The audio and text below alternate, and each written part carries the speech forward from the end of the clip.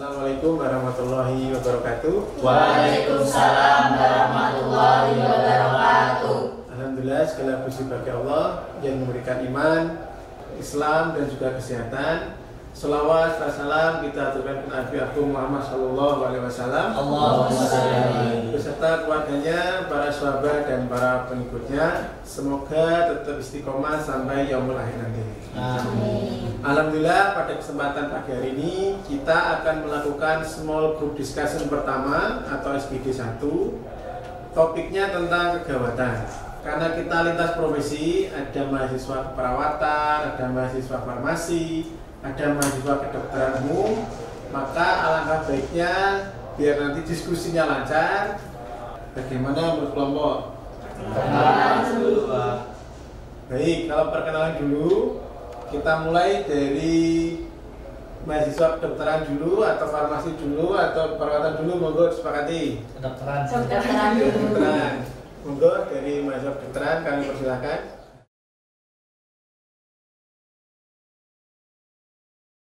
Perkenalkan, nama saya Arina Nurofi dari Prodi Farmasi Fakultas Kedokteran. Assalamualaikum warahmatullahi wabarakatuh. Waalaikumsalam warahmatullahi wabarakatuh. Perkenalkan, nama saya Siti Marfuah dari Prodi S1 Keperawatan Fakultas Ilmu Keperawatan. Angkatan tahun berapa? Angkatan 2016. 2016. Baik ya, kita sudah masuk ke sesi SGD. Baik, sebelum kita masuk ke sesi SGD-nya, mungkin dari kelompok ada yang volunteer menjadi ketua atau menjadi sekretaris, monggo, atau ditunjuk oleh tutornya atau kesepakatan. Volunteer siapa yang jadi ketua, siapa yang jadi sekretaris? Udah sebagai ketua, ini mau menunjuk atau nanti kita tunjuk dari tutornya untuk sekretaris? Saya Pak Mustafa Musa dari S1 Keperawatan Yusula ingin jadi sekretaris. Oh ya, baik. Berarti untuk ketua dan sekretaris sudah disepakati untuk kelompok ya? Baik. Sebelum kita mulai SGD, mari kita menunjuk ke kepala segenap untuk berdoa agar pelaksanaan SGD 1 ini berjalan dengan lancar.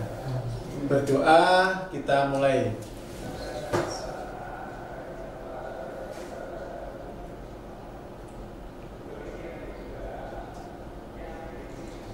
Selesai?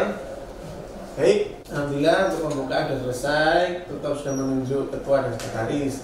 Baik, untuk diskusi selanjutnya akan di-handle oleh ketua kelompok. Monggo kami persilahkan Mas Huda.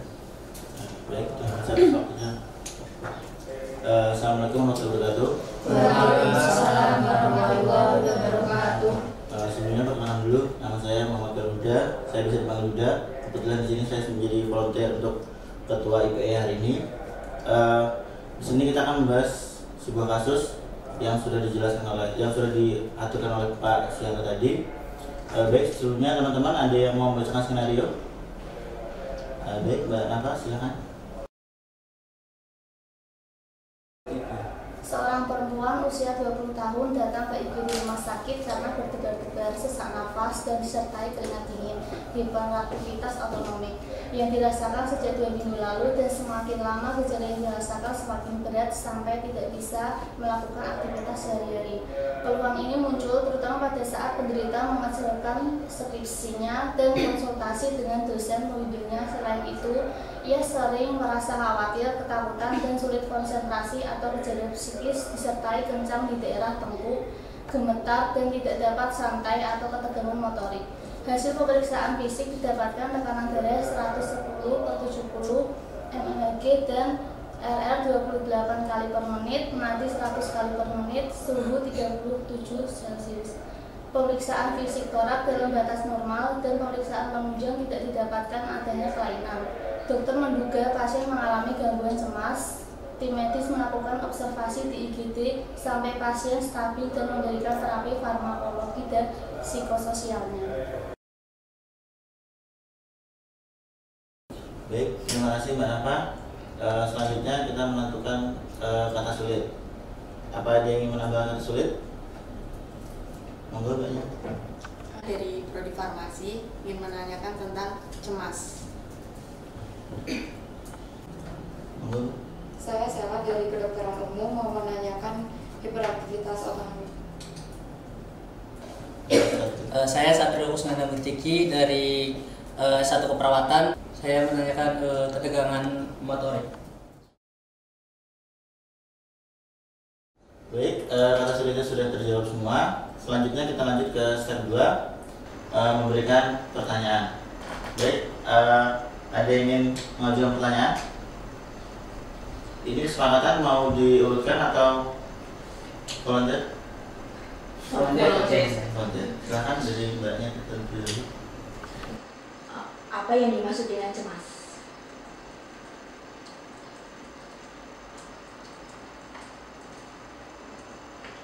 Apa patofisiologinya cemas?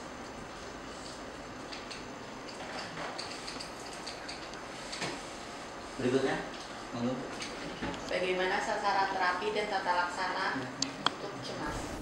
Berikutnya, Mengapa bisa terjadi hiperaktivitas otonomik dan ketegangan motorik?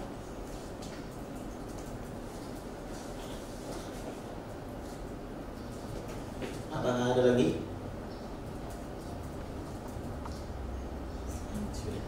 Cukup. Baik, kita lanjut untuk menjawab pertanyaan nomor 1.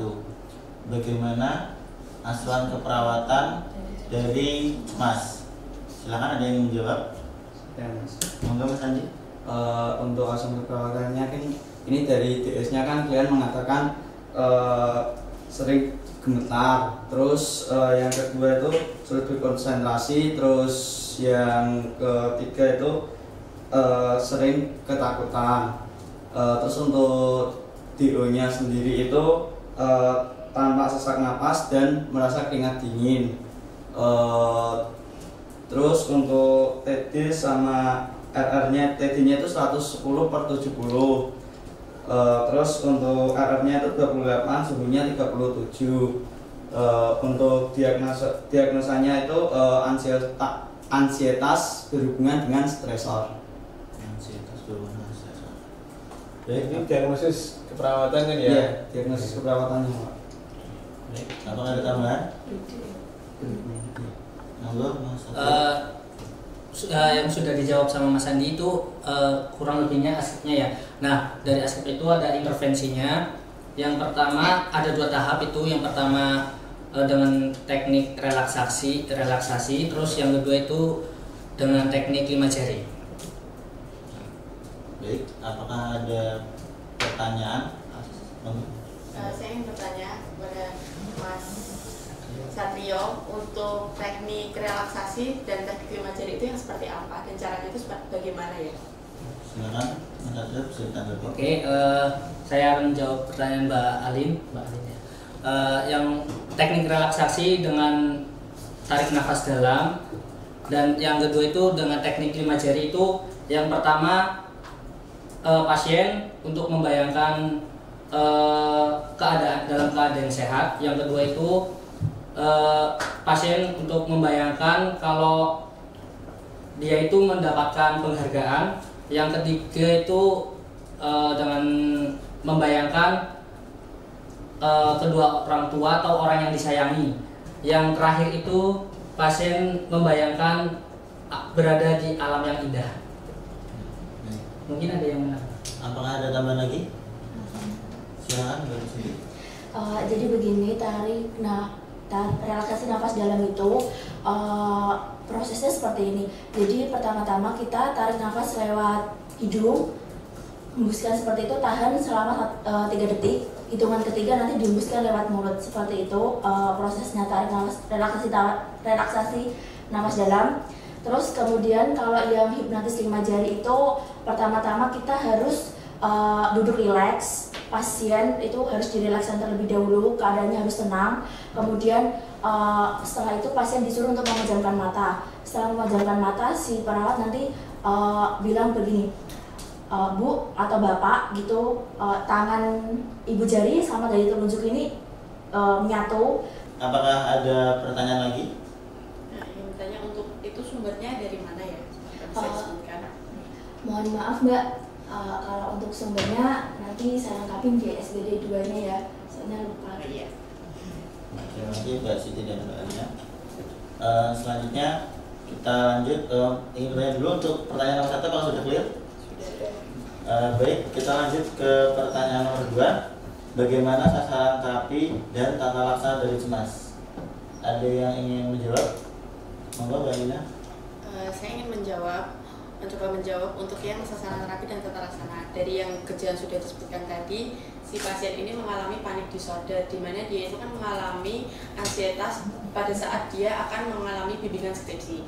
Nah, untuk sasaran terapinya berarti di sini untuk menurunkan keparahan dari ansietasnya dan menurunkan durasi dari tingkat ansietasnya. Kemudian untuk tata laksananya yang saya baca itu, yang pernah saya baca, di sini kita biasa menggunakan obat golongan SSRI atau Selective Serotonin Reuptake Inhibitor. Nah, dia itu nanti mekanismenya dia itu menghambat pengambilan dari serotonin dari presinaptik. Nah, contoh obatnya itu ada sertalin, kemudian ada paroxetin. Ada yang ingin ditanyakan? Silakan. Saya mau menanyakan, tadi kan sudah disebutin kalau tata laksananya itu SSRI, tetapi kalau di kedokteran itu biasanya langsung kasihnya obatnya benzodiazepin. Gimana kalau kasihnya benzodiazepin aja? Jadi begini, untuk yang kami aju ini saya mengambil dari guideline pada tahun 2018. Nah, jadi ada perbedaan dari benzodiazepin sama SSRI, di mana kalau benzodiazepin itu dia itu pengikatan protein dalam tubuhnya itu lebih sedikit daripada SSRI.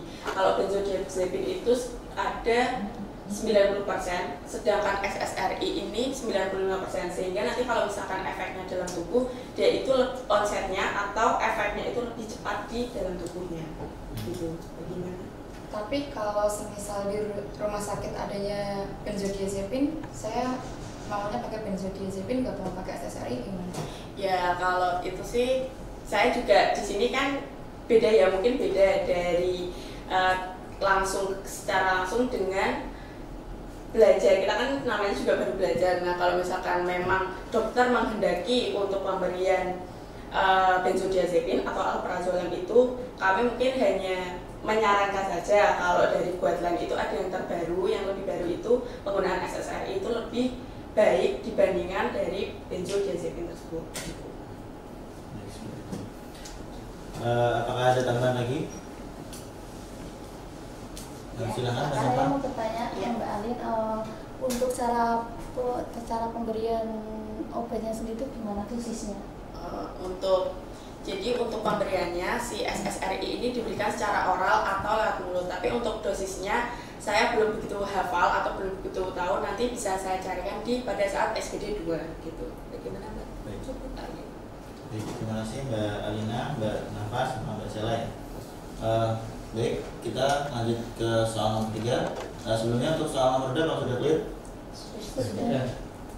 Baik, kita lanjut ke pertanyaan nomor 3. Mengapa bisa terjadi hiperaktivitas otonomik dan ketegangan motorik? Jadi saya mau menjawab, mengapa bisa terjadi hiperaktivitas otonomik dan ketegangan motorik. Jadi pada pasien ansietas yang selalu merasa gelisah, selalu merasa khawatir, dia itu karena dia berlebihan dari norepinefrinnya. Nah, dari rangsangan tersebut, si pasien ansietas ini dia punya hipersensitif dari seluruh rangsangannya, mau dari mungkin dia memikirkan tadi seperti sesuai skenario itu dia memikirkan skripsi. Nah, dia itu sangat-sangat hipersensitif terhadap hal tersebut. Nah, dari rangsangan tersebut dia itu memicu dari locus ceruleus untuk sebagai alarmnya itu untuk selalu rasa takutnya itu dari locus ceruleus. Nah, dari locus ceruleus itu dia merangsang dari norepinefrin untuk selalu keluar dan menstimulasi dari saraf simpatik dan parasimpatik tersebut. Baik, terima kasih Mbak Sela. Apakah ada tambahan? Cukup. Baik, karena semua pertanyaan sudah dijawab, selanjutnya kita lanjut ke step 4. Jadi untuk slide 4-nya, kita akan membahas tentang cemas, di mana untuk yang cemas itu memicu dari hipersensitivitas otonom. Nah, apakah penyebab dari hipersensitivitas otonom? Tadi sudah dijelaskan oleh Mbak Sela, di mana hipersensitivitas itu diakibatkan karena locus coeruleus yang mengeluarkan hormon norepinefrin yang terlalu berlebih, sehingga nanti efeknya di dalam tubuh kita itu akan cemas dan dia itu sensitif terhadap sesuatu yang kita pikirkan. Misalnya di sini kan tadi membahas tentang skripsi. Nah, ketika dia membahas tentang skripsi, norepinefrin itu akan terus berlebih sehingga dia menyebabkan cemas. Kemudian untuk dari pengurangan dari hipersensitivitas otonom atau kecemasan tersebut, kita melakukan tata laksana terapi. Tata laksana terapi ini berupa obat-obatan yang bisa digunakan untuk menurunkan kecemasan. Di sini ada dua golongan. Yang pertama golongan benzodiazepin dan golongan SSRI. Keduanya itu sama, memiliki fungsi yang baik untuk pengurangan cemas, tetapi untuk onsetnya atau durasi cepatnya itu lebih cepat yang SSRI, karena dia itu dalam pengikatan protein dalam tubuh itu lebih besar daripada benzodiazepin gitu. Untuk dari cemasnya juga dilakukan berupa asuhan keperawatan, di mana asuhan keperawatan ini dilakukan dua, yaitu diagnosis dengan intervensi. Untuk diagnosisnya itu tadi ada ansietas berhubungan dengan prekursor. Nah, yang kedua ada intervensi. Intervensinya itu ada dua. Yang pertama dilakukan relaksasi, yang kedua itu dilakukan hipnotis 5 jari. Untuk yang relaksasi tadi dilakukan dengan cara mengambil nafas melalui hidung dan ditahan selama 3 detik, kemudian dikeluarkan melalui mulut. Yang kedua ada hipnotis 5 jari, itu dengan menyuruh si pasien untuk melakukan jarinya itu disatukan, kemudian memejamkan mata dan memikirkan tentang sesuatu yang indah, berhubungan dengan orang tua, dan berada di tempat yang indah. Cukup. Ada yang ingin ditambahkan dari teman-teman? Gimana? Cukup. Terima kasih Mbak Alina. Silahkan. Baik, kita lanjut ke step 5, kawan-kawan LI. Kita lihat dari soal pertama. Tadi kejanggalannya karena tidak ada sumber, jadinya kita pakai untuk LI ya. Iya. Untuk pertanyaan nomor 2, apakah jadinya LI? Iya. Iya. Tesisnya belum tadi. Baik. Untuk pertanyaan nomor 3, apakah sudah cukup atau jadinya LI? Cukup. Baik. Terima kasih. Untuk LI-nya ada soal nomor 1 dan soal nomor 2. Alhamdulillah. Untuk SGD hari ini sudah selesai. Waktu dan tempat saya kembalikan kepada Ketua. Terima kasih Pak Ketua yang telah menghandle kegiatan SG1 ini. Baik, sebelum kita tutup, mungkin ada hal yang disampaikan, evaluasi dari anggota ke ketua, ketua ke anggota, anggota atau anggota, ketua, sekretaris ke tutor. Monggo kami persilakan. Assalamualaikum warahmatullahi wabarakatuh. Waalaikumsalam warahmatullahi wabarakatuh. Saya untuk mengevaluasi tentang sekretaris ya. Mungkin sekretaris kedepannya lebih teliti lagi dan lebih cepat untuk menulisnya. Bisa diterima ya. Bisa, Pak. Baik. Mungkin dari ketua ke anggota ada ya, silakan. Terima kasih Pak. Untuk Mbak Alina dan Mbak Sela tadi untuk sedikit ada perdebatan tadi, mungkin bisa menunggu instruksi dari ketua untuk dipersilakan untuk menjawab biar tidak ada tanda kutip sedikit terlalu cepat-cepatan seperti itu. Terima kasih ya. Iya. Baik, bisa diterima ya. Baik, alhamdulillah untuk kegiatan SGD 1 ini telah selesai. Step berikutnya adalah step 6, yaitu belajar mandiri.